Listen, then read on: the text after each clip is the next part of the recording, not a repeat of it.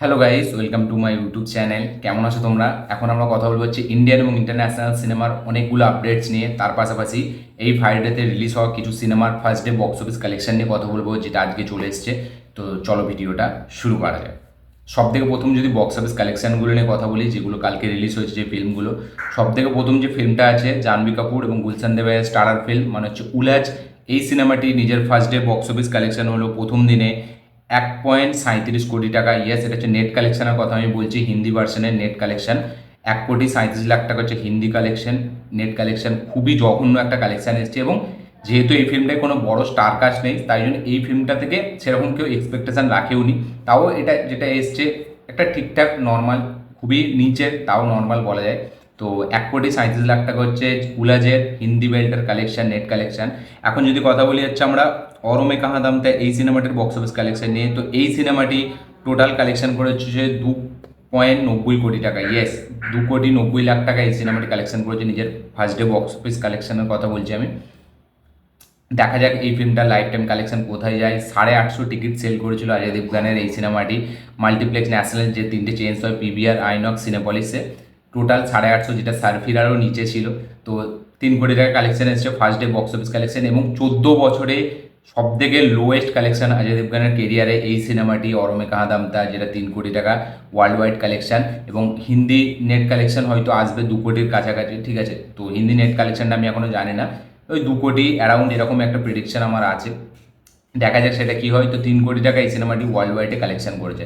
এখন যদি আমরা কথা বলি পরবর্তী আপডেটগুলো নিয়ে, তো সব থেকে প্রথম যেটা আপডেট সেটা হচ্ছে অজয় দেবগানের সিনেমা, আপকামিং সিনেমা সন অফ সর্দার 2। তো এই সিনেমাটি একটা, প্রথমে যে একটা সন অফ সর্দার বেরিয়েছিল ফার্স্ট পার্টটা, সেটা খুব পপুলার হয়েছিল, তাই জন্য এই সিনেমাটির পার্ট 2 আসছে, সিকুয়াল। এবার এই সিনেমার যে স্টার কাস্ট সেটা জাস্ট ব্যাপক। 11খানা একটা কাস্ট হতে চলেছে এই সিনেমাটিতে, টোটাল 11টা অ্যাক্টার্স, এবং সেইগুলোর নাম হচ্ছে জয়রাজ, ঠিক আছে, চাঙ্কি পান্ডে, বিন্দু দারা সিং, দীপক দোবরিয়াল, রবি কিষান, এরা সবাই থাকতে চলেছে। মানে সঞ্জয় দত্ত থাকবে।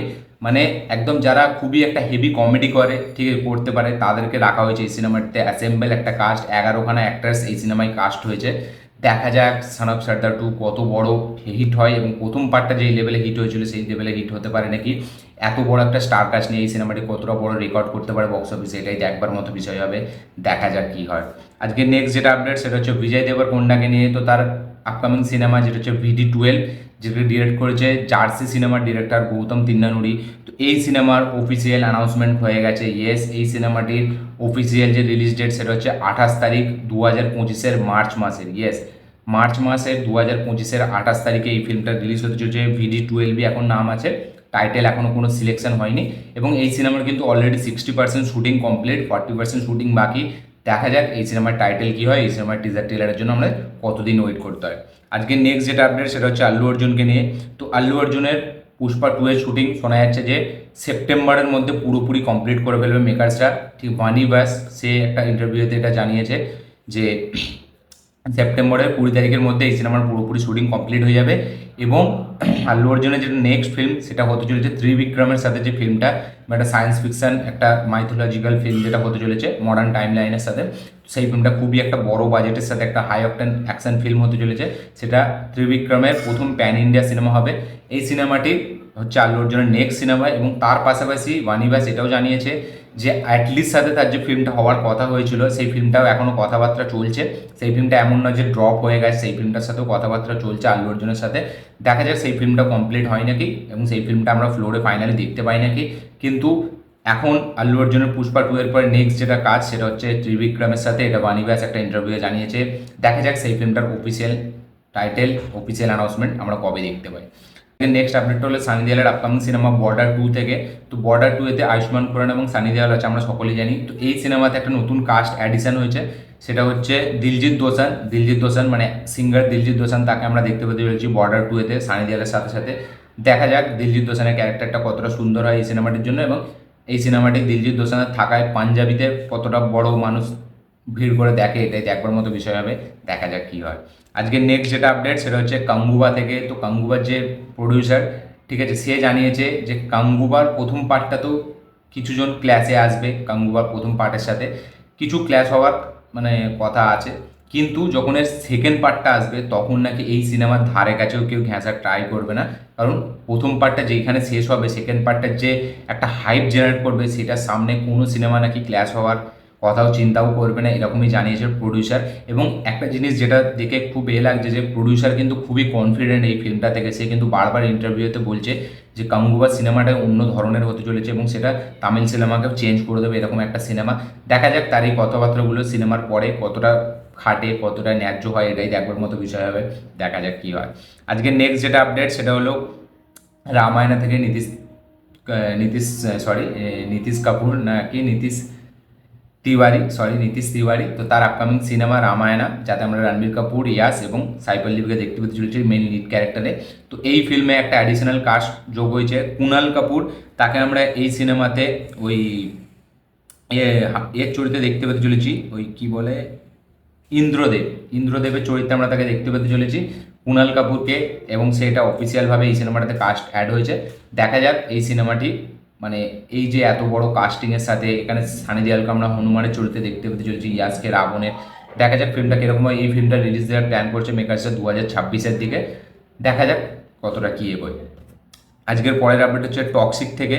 তো ইয়াসের আপকামিং সিনেমা টক্সিক, যেটাকে ডিরেক্ট করেছে হচ্ছে গীতু মোহন দাস। তো এই সিনেমার একটা নতুন শিডিউল চালু হতে যাচ্ছে ব্যাঙ্গালোরে। ইয়েস, আগস্ট মাসের 7 তারিখ থেকে এই সিনেমাটি মানে 4 দিন পর থেকে ব্যাঙ্গালোরে একটা শিডিউল রাখা হয়েছে এবং সেখানে জুনিয়র আর্টিস্টরাও থাকবে অনেকজন, ঠিক আছে। তো নতুন একটা সেট ডিজাইন করা হচ্ছে সেইখানে। দেখা যাক এই শিডিউলটা কতদিন টাইম লাগে শেষ হতে, এবং এই ফিল্মটা যেরকম শোনা যাচ্ছিল যে পোস্টপন হয় নাকি ফাইনালি, এটাই দেখবার মতো বিষয় হবে। দেখা যাক কী হয়। আজকে নেক্সট যেটা আপডেট সেটা হচ্ছে জুনিয়র এনটিআরকে নিয়ে তার আপকামিং সিনেমা দেবারা থেকে। তো দেবারার প্রথম একটা গান ফিয়ার সং, সেই গানটা কিন্তু খুবই ভালো একটা গান হয়েছিল। তারপরে তার সেকেন্ড সং আসতে চলেছে দেবরা ফিল্মের, এবং এইটা একটা ডুয়েট সং হতে চলেছে। জাহ্নবী কাপুরকেও আমরা এই সংটাই দেখতে পেতে চলেছি, গানটাই, এবং এটা একটা রোম্যান্টিক ট্র্যাকও হতে পারে। তার সাথে সাথে ওই সাউথে যেরকম একটা রোম্যান্টিক ট্র্যাকের সাথে একটা ডান্স নাম্বার যেরকম আমরা দেখতে পাই, ঠিক সেরকমই একটা ট্র্যাক হতে চলেছে। মেকার্সের তরফ থেকে অফিসিয়ালভাবে জানানো হয়ে গেছে এই গানটি পরশু দিন আসছে, মানে 5 তারিখ, আগস্টের 5 তারিখে এই গানটি আমরা দেখতে পেতে চলেছি। দেখা যাক অনিরুদ্ধের এই লাভ ট্রায়াঙ্গেল এই গানটা কীরকম হয়, দেখবার মতো বিষয় হবে। আজকের পরের যেটা আপডেট সেটা হচ্ছে রায়ান সিনেমার বক্স অফিস কালেকশন নিয়ে। তো রায়ান সিনেমাটি নিজের এক সপ্তাহে টোটাল কালেকশন করেছে হচ্ছে 100 কোটি টাকা world wide box office collection, এবং তামিলনাড়ুতে 50 কোটি টাকা প্লাস কালেকশন করেছে। এবং রায়ান সিনেমাটি কিন্তু ওয়ার্ড অফ মাউথ খুবই পজিটিভ, এবং এই সিনেমাটি কিন্তু আমার যতটা মনে হচ্ছে আস্তে আস্তে 150 কোটি টাকার ওয়ার্ল্ড ওয়াইড কালেকশানে চলে যেতে পারে। ধানুষের ডিরেকশন নিয়ে খুব তারিফ করা হয়েছে এই সিনেমাটির জন্য তাকে। তো ওয়ার্ল্ড ওয়াইডে এই সিনেমাটি 100 করোড় ক্লাবে ঢুকে গেছে, এবং মহারাজার পর এই সিনেমাটি এবছর তামিলনাড়ুর 100 করোড় ক্লাবের একটি সিনেমা, মানে ওই আরানমানাই 4 যেটা হরর কমেডি একটা ফিল্ম ছিল, তারপরে মহারাজা এবং তারপরে ধানুষের এই সিনেমাটি। দেখা যাক শুধু তামিলনাড়ু থেকে এই সিনেমাটি 100 কোটি টাকা বক্স অফিস কালেকশন আনতে পারে নাকি। আজকে নেক্সট যেটা আপডেট সেটা হচ্ছে কার্তির আপকামিং সিনেমা সর্দার 2, যেটাতে কার্তি হিন্দিতে ডেবিউ করতে চলেছে। তো এই ফিল্মে একটা লিডিং অ্যাক্ট্রেস যোগ করা হয়েছে, যেটা হচ্ছে মালবিকা মোহন। তাকে আমরা এই সিনেমায় নায়িকা হিসেবে দেখতে পেতে চলেছি। দেখা যাক মালবিকা মোহনের রোলটা এই সিনেমাতে কতটা সুন্দর হয়। তো মালবিকা মোহন এখন অফিসিয়ালভাবে এই সিনেমার সাথে অ্যাসোসিয়েটেড, এবং সে একটা লিডিং অ্যাক্ট্রেস এই সিনেমায়।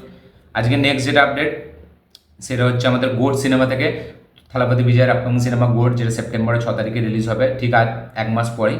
তো এই সিনেমার ট্রেলার শোনা যাচ্ছে আগস্টের 19 তারিখে আসতে চলেছে। ইয়েস, আগস্টের 19 তারিখে আমরা নাকি গোডের ট্রেলার দেখতে পেতে চলেছি, এরকমই ইনসাইডার আপডেট। দেখা যাক এটার অফিসিয়াল কনফার্মেশন কবে আসে। আজকে নেক্সট যেটা আপডেট সেটা হচ্ছে রাজা সাহেব, যেটা হচ্ছে প্রভাসের আপকামিং সিনেমা, যেটাকে ডিরেক্ট করেছে মারুতি, যে সিনেমাটি পরের বছর মার্চের 10 তারিখে আমরা দেখতে পেতে চলেছি। তো এই সিনেমাটি মার্চ না, এপ্রিলের 10 তারিখে। তো এই সিনেমাটির প্রথম যে গানটা সেটা আমরা দেখতে পেতে চলেছি জানুয়ারি 2025-এ। ইয়েস, আজ থেকে ঠিক 4 মাস পরে এর ফার্স্ট যে সিঙ্গেলটা সেটা আমরা দেখতে পেতে চলেছি, শুনতে পেতে চলেছি জানুয়ারি মাসে। দেখা যাক সেই গানটি কীরকম হয়। নেক্সট যেটা আপডেট সেটা হচ্ছে ব্যাড নিউজের বক্স অফিস কালেকশন নিয়ে। তো ব্যাড নিউজ টোটাল নিজের 2 সপ্তাহে কালেকশন করেছে ওয়ার্ল্ড ওয়াইড 102 কোটি টাকা, এবং আমাদের ইন্ডিয়া থেকে মানে নেট কালেকশন করেছে হচ্ছে 65 থেকে 70 কোটি টাকা। এটা হচ্ছে ইন্ডিয়ার নেট কালেকশন হিন্দি বেল্টের, এবং পাশাপাশি 102 কোটি টাকা হচ্ছে ওয়ার্ল্ড ওয়াইড কালেকশন। দেখা যাক এই ফিল্মটা 150 কোটি টাকা ওয়ার্ল্ড ওয়াইড কালেকশনে যেতে পারে নাকি, এবং ইন্ডিয়া থেকে নেট কালেকশনে 100 কোটি টাকা যেতে পারে নাকি, এটাই দেখবার মতো বিষয় হবে। দেখা যাক কী হয়। এবং আজকে লাস্ট যেটা আপডেট সেটা হচ্ছে অ্যাভেঞ্জার্স ডুমসডে থেকে ইন্টারন্যাশনাল আপডেটস, সেটা হচ্ছে অ্যাভেঞ্জার্স ডুমসডে, যেটা অ্যানাউন্সমেন্ট করার পর ইন্টারনেটে জাস্ট আগুনের মতো ছড়িয়ে পড়ছে খবরটা। তো এই সিনেমাটা থেকে একটা আপডেট উঠে এসেছে যে অ্যাভেঞ্জার্স ডুমসডে, যেটা শুটিং চালু হবে 2025-এর মার্চ মাস থেকে এবং শুটিংটা শেষ হবে হচ্ছে আগস্টে 2025-এই। এবং এই সিনেমাতে মানে টনি স্টার্কের যে ভেরিয়েন্ট, ঠিক আছে, সেটা কিন্তু ডাইরেক্ট দেখানো হবে না। ফ্যান্টাস্টিক ফোর থেকে হচ্ছে ডক্টর ডুমের মানে এই যে ক্যারেক্টারটা সেটা বিলং করবে এবং ফ্যান্টাস্টিক ফোরের একদম এন্ড ক্রেডিট সিনে আমরা এই অ্যাভেঞ্জার্স ডুমসডের যে ডক্টর ডুম সেটাকে দেখতে পেতে চলেছি। দেখা যাক সেই এন্ড ক্রেডিট সিনটা কতটা বড় হয় এবং ফ্যান্টাস্টিক ফোর সেই সিনেমাটি আগে রিলিজ হবে, মানে এই 2025-এর শেষের দিকে। তো সেই সিনেমাটির এন্ড ক্রেডিট সিনে আমরা ইন্ট্রোডিউস হতে দেখতে পেতে চলছি ডক্টর ডুম, মানে হচ্ছে টনি স্টার্ককে। দেখা যাক অ্যাভেঞ্জার্স ডুমসডেতে টনি স্টার্কের রোলটা কতটা বড় হয় এবং কিভাবে আনে এই ক্যারেক্টারটা, আমি জাস্ট এটা দেখতে চাই। এবং ডক্টর ডুম আমরা সকলে জানি মার্বেল কমিক্সের সবথেকে ডেঞ্জারাস একটা ভিলেন, সবথেকে পাওয়ারফুল একটা ভিলেন। সে হচ্ছে লাস্ট সবথেকে ডেঞ্জারাস পাওয়ারফুল ভিলেন। দেখা যাক সেই ক্যারেক্টারটা টনি স্টার্ক কীভাবে প্লে করে এবং তাকে যখন দেখা যাবে থিয়েটারে সেই রেসপন্সটা কীরকম হয়, থিয়েটারটা কীরকমভাবে স্টেডিয়ামে পরিণত হয়, এটাই দেখবার জন্য বিশালভাবে অপেক্ষা করে আছি। দেখা যাক সেটা কী হয়। এবং অ্যাভেঞ্জার্স ডুমসডে অফিসিয়াল ফাইনাল মানে রিলিজ ডেট হলো অফিসিয়ালভাবে, ফাইনাল রিলিজ ডেট সেটা হচ্ছে 1 মে 2026। এবং এই মার্বেলকে নিয়ে আমি একটা সেপারেট ভিডিও বানাবো এই ভিডিওটার পরেই, তো সেটাতেও মার্বেলস রিলেটেড অনেক খবর থাকবে। তো এখন ছিল এই আপডেট, ইন্ডিয়ান আপডেট, তার পাশাপাশি ইন্টারন্যাশনাল আপডেটস এবং তার পাশাপাশি বক্স অফিস কালেকশন।